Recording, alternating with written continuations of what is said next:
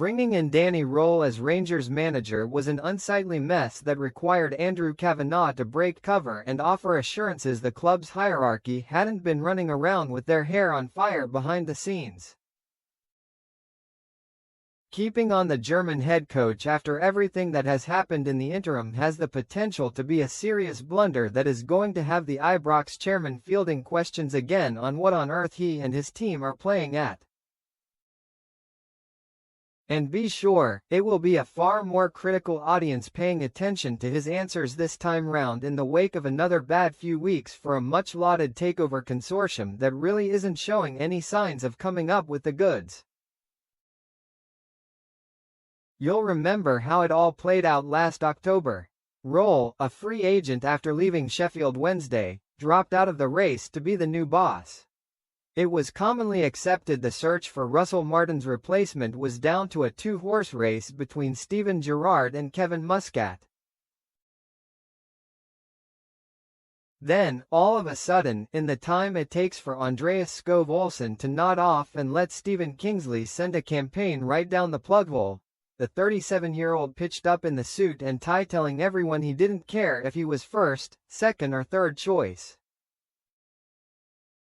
Kavanagh admitted the whole process looked jumbled, lumpy, whatever the right adjective is, but offered assurances that it was actually a smooth process that actually involved 5 different candidates. One thing's for certain, things haven't gone smoothly since. Röhl was forgiven for a Europa League campaign that saw Rangers finish 32nd of 36 teams because he was fighting so many fires on the home front and trying to breathe life into a season put on the respirator by Martin's chaotic reign. And, in fairness, he was doing all right for a while. Here's the problem, though. A 4-2 home win over Hearts in mid-February put Rangers just 2 points behind the league leaders. Upwards of £10 million had been invested in the squad the month before with extra dough coughed up to fund Skov Olsen's loan deal from VfL Wolfsburg. It was all there for the taking for Röhl and co., but they've folded like a deck of cards.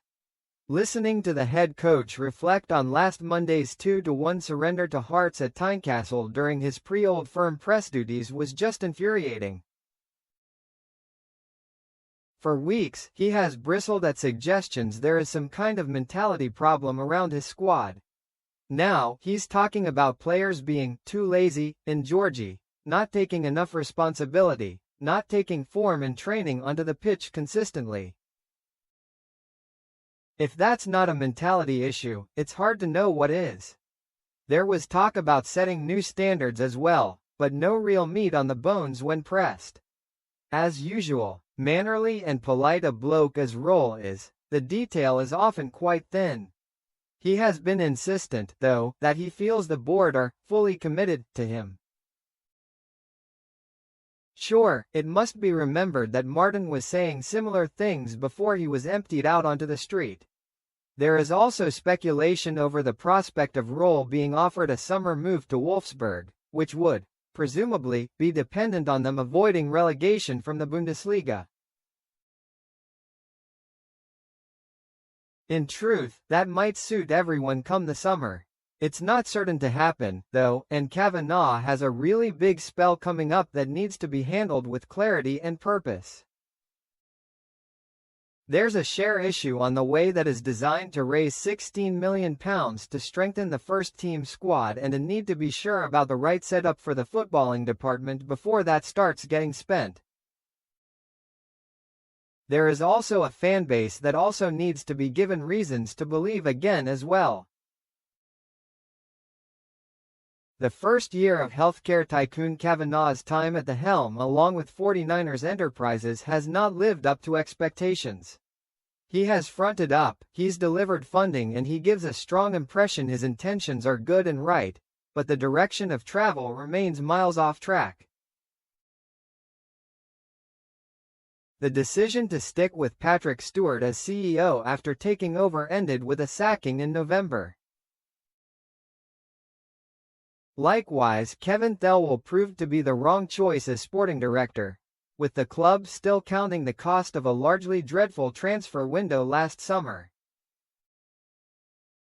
Former Liverpool player Stig Inge Bjornebye did arrive as a consultant to work alongside technical director Dan Purdy, an arrangement that has tended to slip under the radar, while new CEO Jim Gillespie has yet to really stamp his mark on the club after moving into his role in March.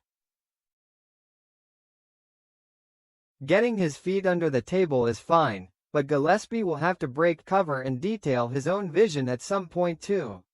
As proven by the modus operandi of his opposite number at Celtic, Michael, Mr. Invisible, Nicholson, staying out of the spotlight when the natives are becoming restless can only get you so far. For some, today's Old Firm clash at Parkhead represents one last opportunity for Röhl to win people, including those above him in the pecking order, round, by putting a spanner in the works of Celtic's title bid, showing he can get the better of opposite number Martin O'Neill. It is surely too far gone for him to stay, though. He's won just 7 of his last 15 games in all competitions. Against teams in the top 6 of the Premiership, he's been victorious on just 6 of 14 occasions.